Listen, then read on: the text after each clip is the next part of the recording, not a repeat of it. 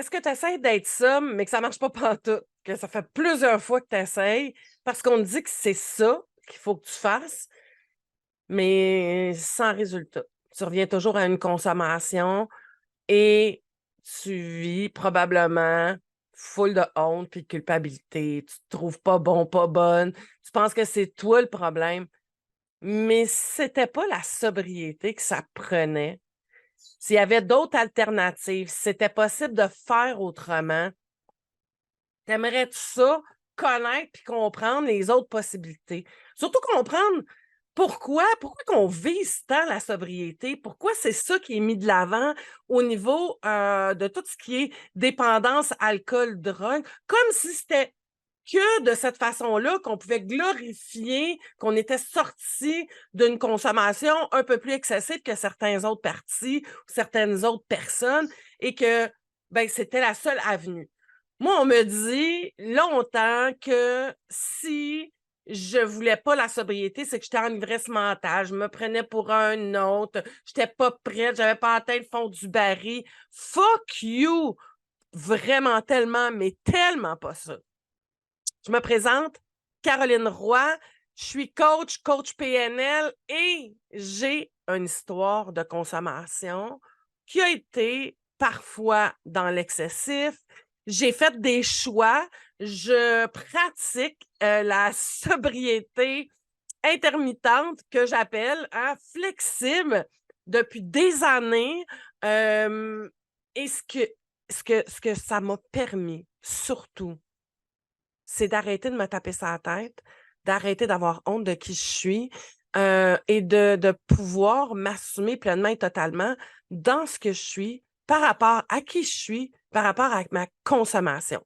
Ça fait plus de 26 ans que je m'intéresse à tout ce qui est en lien avec l'addiction, l'alcool, la drogue et d'explorer différentes avenues pour justement découvrir, ben, est-ce que c'est vraiment que ça?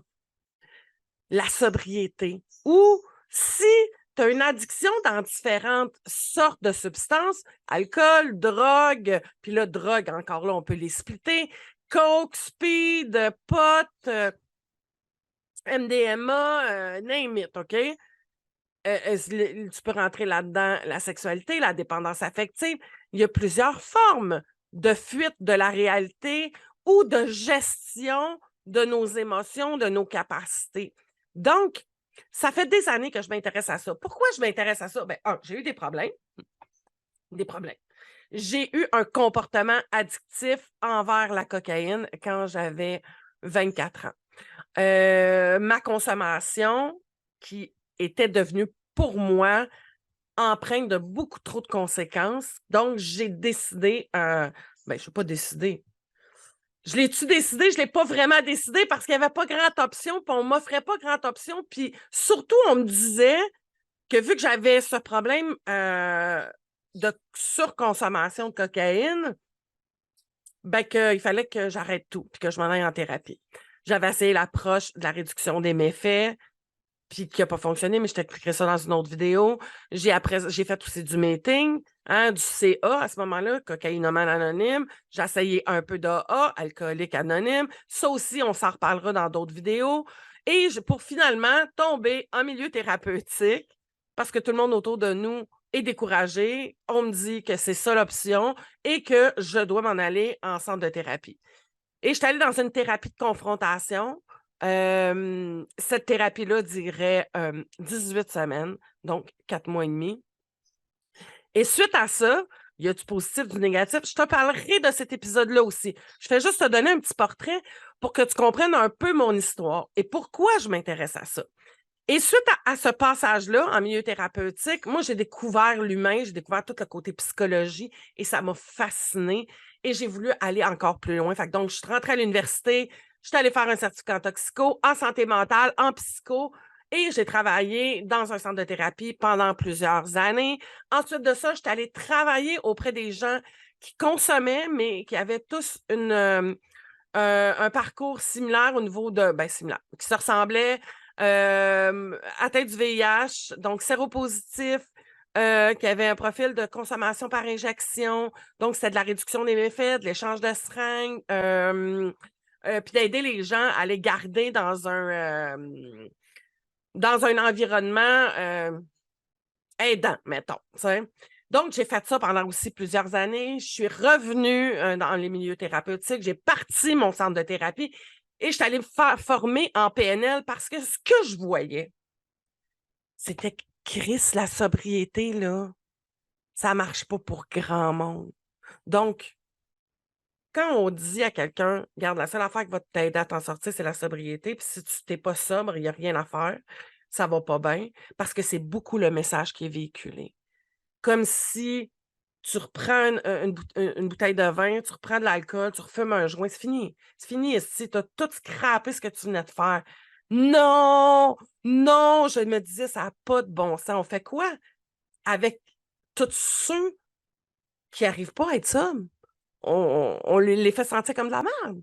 On lui dit qu'ils sont pas bons. Parce que c'est ça qui est véhiculé comme message. C'est ça qui, moi, me frustrait. Parce que combien de personnes qui vont reconsommer ont honte, ne disent pas, se cachent parce qu'ils ont peur du jugement des autres. Ils ont peur de perdre le nouveau groupe d'amis, le nouveau cercle d'amis qui sont dans la sobriété. Et vous savez pourquoi c'est aussi intransigeant? C'est la fucking peur.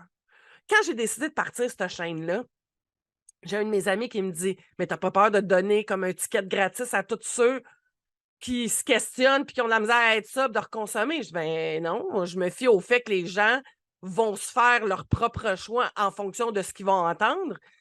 Pour certains, la sobriété, c'est A1 si tu m'écoutes puis que t'es sobre. Je suis pas contre la sobriété, là.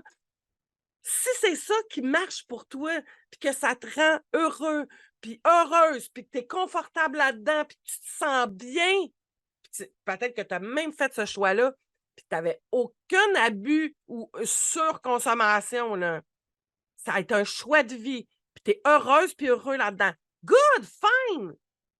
Mais si jamais ça ne fit pas, puis ça ne fonctionne pas, ben j'ai envie de te laisser un espace puis de te dire « Hey, c'est possible et c'est possible aussi de faire différent. » Puis tu n'es pas un moins bon humain, tu n'es pas une moins bonne personne parce que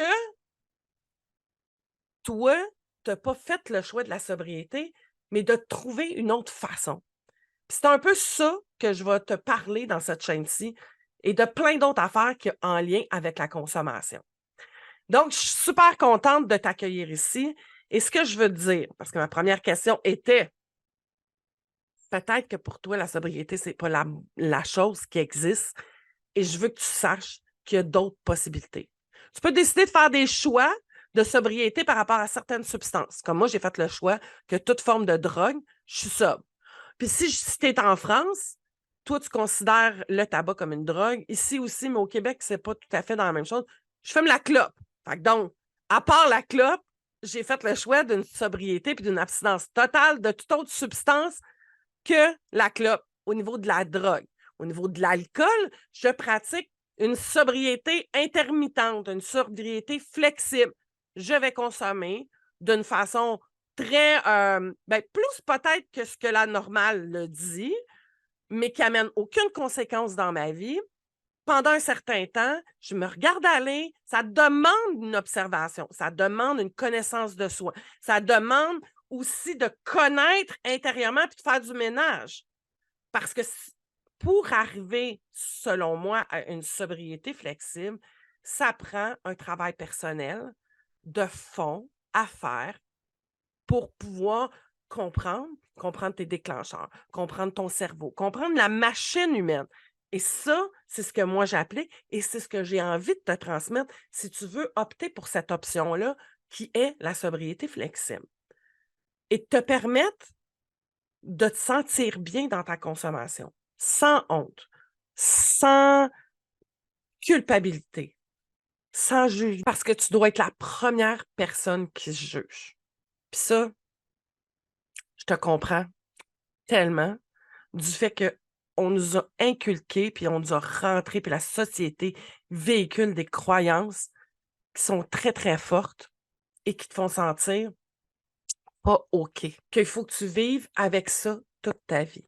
Donc, si tu as envie, à partir de maintenant, de découvrir un outil qui va te permettre de gérer un peu ta consommation, ben écoute, je t'invite à venir en bas de la vidéo ici et cliquer sur le lien et d'aller chercher cet outil-là que j'ai fait, qui va t'aider, dans le fond, à commencer à identifier tes déclencheurs, à t'introspecter par rapport à ta consommation et commencer tranquillement à entrer dans le monde de la sobriété flexible. Voilà. Hey, si tu as envie de commenter ça, que tu sois d'accord ou pas d'accord, viens m'écrire ça en commentaire. Si tu as envie de me partager ton histoire par rapport à la sobriété, par rapport à la consommation, tu peux venir m'écrire ça en commentaire. Je t'invite aussi à t'abonner. Comme ça, tu vas voir toutes les vidéos qui vont sortir. Je ne sais pas encore à quelle fréquence. Cette chaîne-là débute par cette première vidéo-là et j'ai vraiment hâte de pouvoir te donner encore plus d'outils. Alors, voilà, abonne-toi pour être sûr. Tu peux venir m'écrire aussi. J'ai un site Instagram. J'ai un Instagram, tu peux aller là aussi. Ça aussi, ça débute. Mais si tu veux me suivre dans tout ce que j'ai fait, dans toutes le coaching, parce que je fais du coaching depuis des années sur Internet, tu peux me suivre aussi à Caro Roy Coach, mais ce n'est pas en lien avec la consommation, mais plus en lien avec le développement personnel. Alors, sur ce, je te souhaite une magnifique fin de journée. Merci d'avoir été là. Ciao, ciao!